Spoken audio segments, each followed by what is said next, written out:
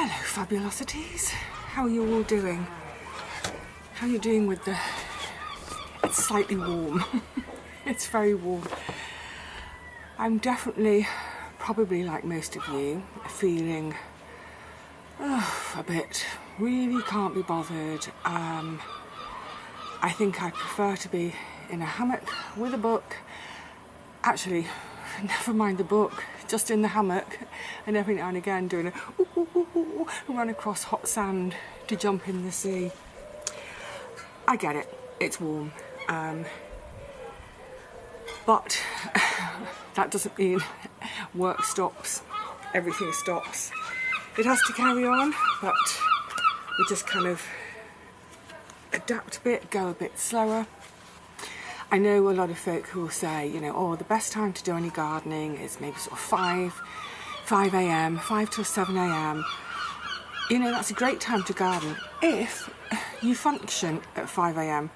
I don't, because quite often 5 o'clock, I might not have actually fallen asleep until 3 or 4 o'clock. So for me, the best time to garden is actually when I've got time. Just have to fit it in around everything else. So let's get on. There's a few bits to do today, and I'll show you. I think it's 10 days since I did the tour video, which you would have only seen it quite recently, but gosh, things are starting to take off. But anyway, so today the first thing I'm going to do is I'm going to do a succession sowing of lettuce. So I'm going to use my small modules, but I only want to do 2, 4, 6, I only want to do 8 modules today, and then carry on with that succession every couple of weeks or so. So, because I'm about to fill this with soil, I don't want to fill all the rest yet, because that compost is just going to bone dry out. It's actually my old Whitby sign. It was on here, but it got pulled off in a storm.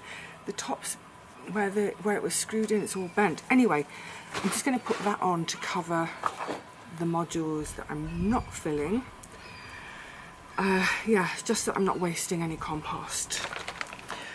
I've got, it's about half a bag that's left, and I don't really want to buy any more this year. I want to make this do, and it should do, because I think some successions of lettuce, that should probably be all for the rest of this growing season.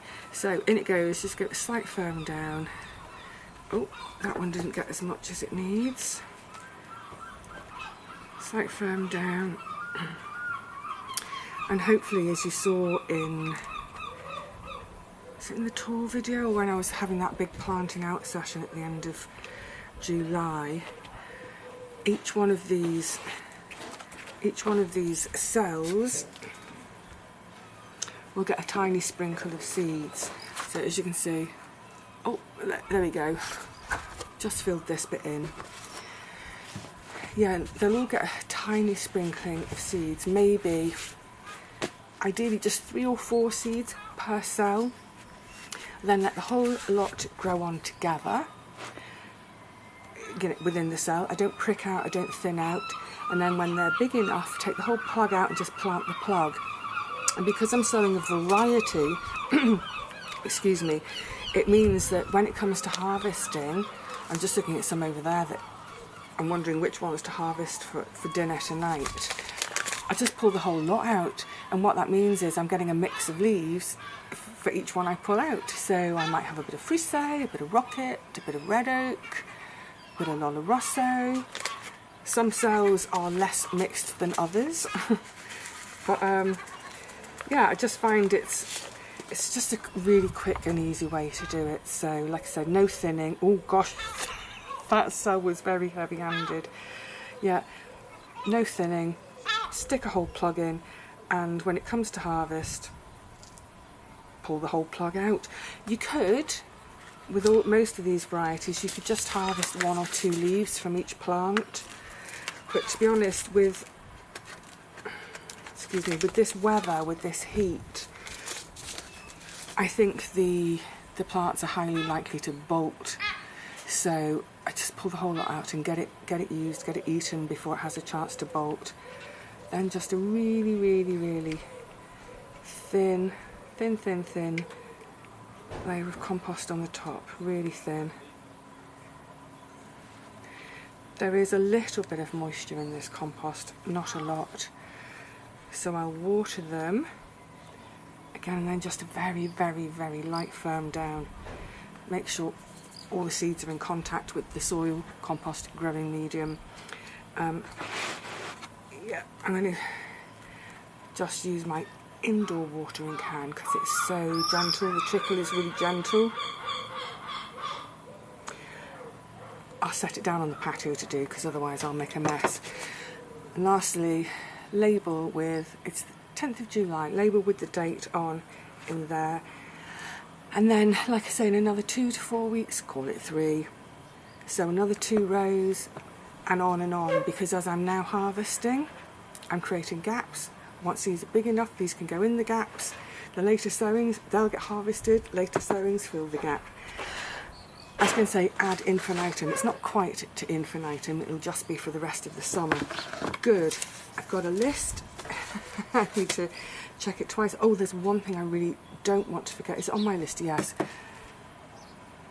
If it looks like I'm about to forget before we finish today, can someone please remind me and shout out, kale, check the kale. Right, let me give you a quick look at a couple of the things that have come on since you last saw the garden, and then I'm going to do a bit of moving around because I went to do something yesterday and ergonomically it wasn't quite right. We'll come to that in a sec. Let me show you a couple of growth spurts first. Cukes are romping away. Oh, and they're flowering now too. So I was wondering the other day about, do they need to be tied in? But they actually do. Can you see on there? They do quite a good job of tying themselves in. Oh, what's happened to you? You've flopped. That one's flopped right over. I might bring that one up to tie. But yeah, they have these wonderful, there's one on my hand, these wonderful little tendrils. Skinnier than spaghetti, but really pretty strong. You can see that one in there. It's reaching out to find the cucumber frame to latch onto. They're remarkably strong. But anyway, yeah, they've come on leaps and bounds. They have, I would say in the last 10 days, more than doubled in height. What I'm particularly pleased with though, come along, the beans. Oh my goodness. I think it's going to be a good year for beans. The gigantes about a week ago were about here. Now, they're up, they're up, they're up. I don't know if you can make out, they're actually off. These ones here, they're about a foot proud of the top of the pole, and the pole is a 6-foot pole. I would normally nip them out when they get to about 6 feet, but I don't know whether I'm going to be able to reach them. Masses and masses of flowers though. Masses of flowers. And the gigantes flowers, I do love them, they're so pretty. I'm just wondering if any, oh, have we had any pollination? Sorry, deep shadow now. I've seen plenty of pollinating type insects around, so hopefully there'll be some good pollination. Oh, and the tomatoes, well, they seem to be holding their own and they're growing. They still look really skinny, but hopefully they're surviving. And then the late replacement gigantes, well, actually this one, it's gone sideways. But yeah, they're all off the top too. Gorgeous flowers. Let me bring it in the shade so you can see. Really pretty flowers. Ah, and this is what I'm going to get on with now. So these tomatoes, sorry I'm swinging around, these tomatoes and bed tomatoes have had their cares. I didn't give these tomatoes their cares though because squash are in the way. So I'm going to do a little bit of a move around because the wolf and butternut, well, you can see it's dead as the proverbial bird, dodo. So that can come out. And what I was remembering last year, look how the squash have got away as well, just in the space of 10 days. Oh, oh, oh, oh, oh. So exciting. First fruit forming. Oh, I hope you get pollinated. I might give you a little tickle, help to pollinate you. Yeah, but they're starting to scramble across the patio. Yeah, what I was remembering last year in terms of doing tomato cares for the wall tomatoes is I staggered the squash that were in front were staggered, so there were always spaces where there was a gap so I could get to the tomatoes. So that's what I think I need to do now, is pull that middle one out, move it over here to replace that waltham that's dead. And then that'll just give me a little bit of space to get into the wall tomatoes, which are all fruiting up nicely. Yeah, gosh, it's already quite hot. It's only about 10:30, and it's, yeah, scorchy. Right, so let's chat more wriggle on. I'm going to put, it's the kale that's covered that I want to look at, but I'm going to look at these two. You'll see why. Right. This can come out of the way. I'll have a think about what I can put in that bag, because that compost is new this year, so it's got nutrients in it. Probably lettuce, more lettuce. But in the meantime, let's have this little one out. Oh, it's quite light, considering I gave everything a really good soak last night.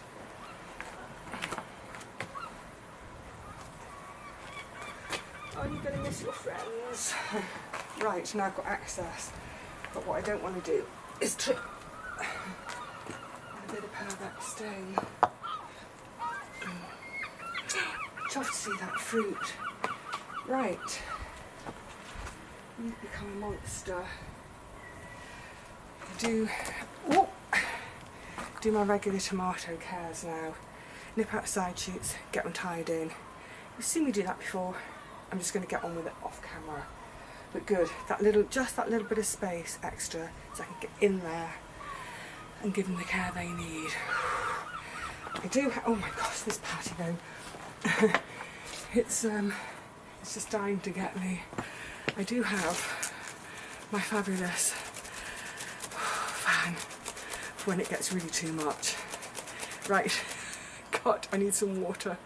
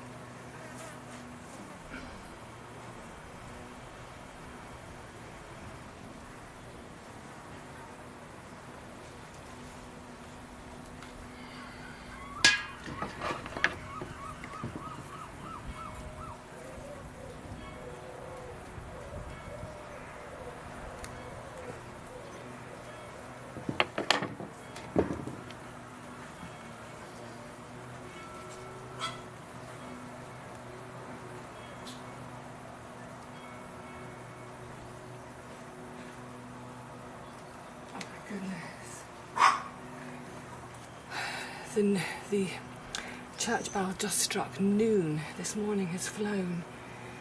So, yeah, definitely time soon for me to get myself out of the sun. I've got another shady job to do. It's lovely, just little dog barking, church bells, seagulls. Someone is mowing, trimming something or other. But it's nice, kind of gentle, getting on with it sounds.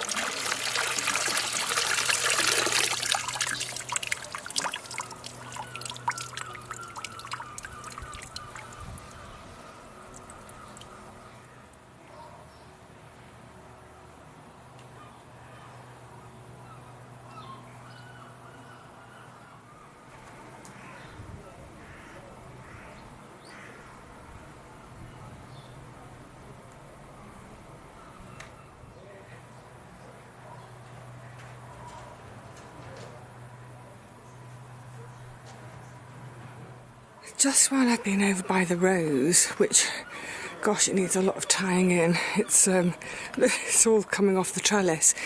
I spotted something a few days before Richard and Paul came. Here it is. Here's a good example.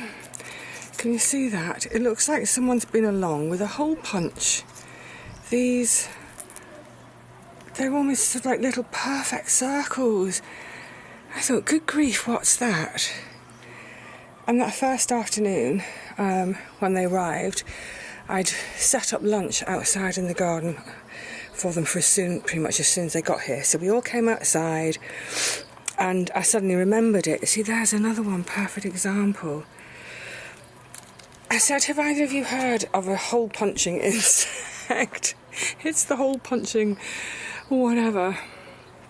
So Paul got onto his Google on his phone. Oh yeah, it really needs tying in. Gosh, it's going for it now. And apparently this is caused by the leaf cutting, as you can imagine, the leaf cutting solitary bee. And they cut these little discs out of foliage. It seems to like this rose. It's another one. There's so many. And it used it to line its nest. So I've no idea where these solitary bees are nesting. But I'm happy to provide them with a bit of nesting material.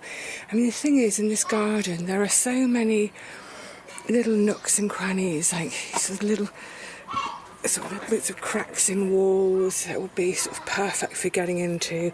And I was thinking, even with my shed, it's the slats up there. It's great because it lets the shed breathe. It doesn't get sort of damp in there. But I had a bit of a look in, and I thought, I can't see any obvious nesting up in those rafters. But yeah, I'm delighted to give a home to solitary bees. I wish I knew where they were so I could watch, for example, for when they might emerge. However, I just have to content myself with knowing they're here, and this has just reminded me of another job to do. And actually I might get on with it today because it is in the shade, to get the rose tied in. But meanwhile, this is the job I'm going to tackle next. A few days ago when I was watering, maybe a week or so ago, I thought, oh, my kale is looking a bit holy. And then a couple of nights ago, sitting in my chair by the back door in the evening, listening to the radio, at the corner of my eye, I saw a caterpillar. Now, when I planted these, they were really healthy looking plants, really healthy looking. And before I planted them and covered them, or should I say before I covered them, I thought I'd gone through them really carefully to check for the little green critters, caterpillars. Not sure what you are, but you're coming off. Well, evidently I hadn't checked thoroughly enough. The caterpillar I found on here the other night, sort of perfect disguise, because it looked, the colour was just so well matched.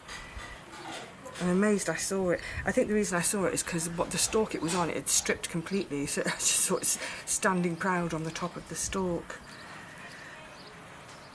I don't see any more. Anyway, I need to go through them all. I just don't see any critter in there. And it's throwing up tons and tons more leaves, so here's hoping it will recover.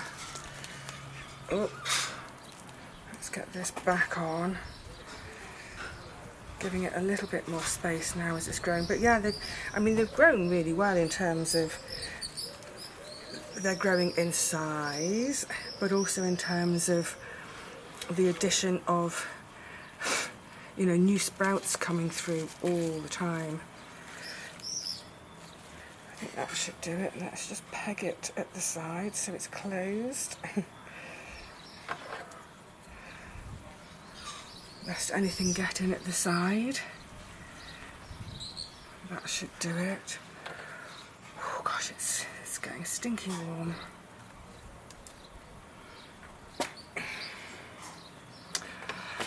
Just have to keep my fingers crossed. Keep fingers crossed and brow mopped. Right, now to do the other 3. Oh, and I've brought up the tray of spares so I can have a check of them. Of course, they're not covered because they didn't have any more tulle. They look like lace. I mean, come on, that's ridiculous. These were fine specimens. I might have to invest in a little bit more tulle.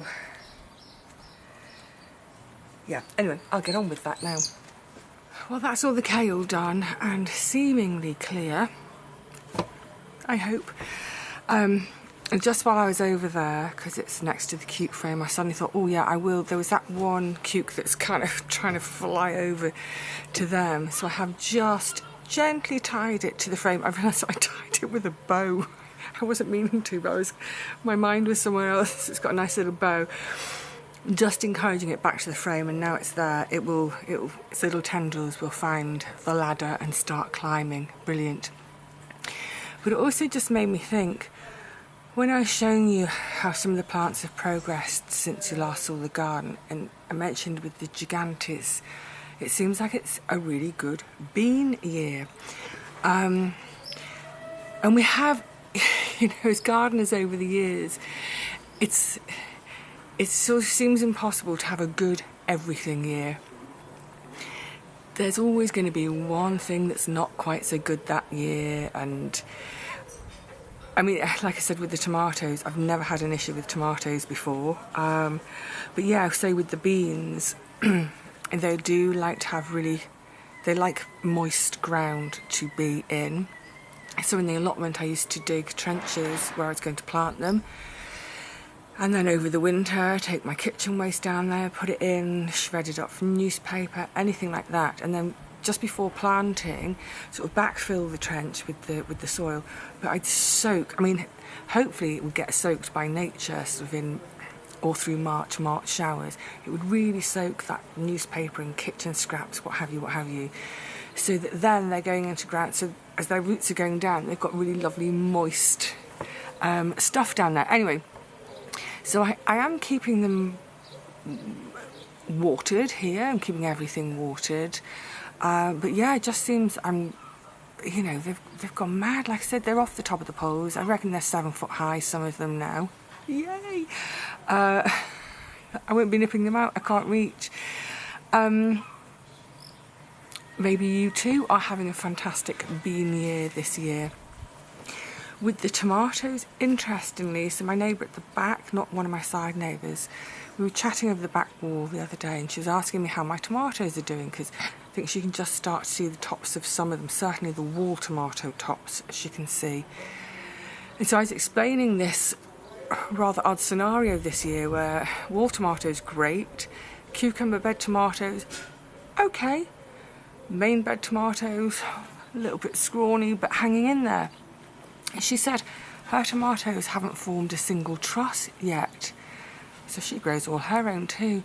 Not a single truss yet. So that's crazy to not even have a truss yet. And she said apparently her friend, also in Swanage, had said the same. None of her tomatoes have trussed up yet. So I wonder if it's a bit of a weird tomato year. Or maybe just a weird tomato year in Swanage, and the rest of you all over the country, all your tomatoes, and the rest of the world, your tomatoes are fantastic. You know what it teaches us more than anything? Well, patience, but also, yeah, don't count your chickens before they hatch. Even if you're, a champion, well, not quite, well, yeah, pretty much a champion tomato grower, been self-sufficient in tomatoes for 10 plus years, you might get, Mother Nature might come along and slap you down a bit. So yeah, we can't be complacent about any of it. But more than anything, it teaches us to be grateful for what we do get, And we will, with effort, with consistency, with consistently working and nurturing the plants, with consistently watering if that's what they need, But with consistently giving the garden time and care, love and attention, it will reward us. It won't reward you if you don't put the work in. So I might not be rewarded with the best tomato harvest ever, but I'm having lettuce every day from the garden, and that's lovely. Can't wait for the first tomato. Yeah, and you know, I had the wonderful broad bean harvest. I had skinny, tiny little garlics, but wow, they pack a flavour punch, so I don't need much. I'm just so grateful to eat from this teeny tiny little garden. Anyway, I'm starting to sermonise now.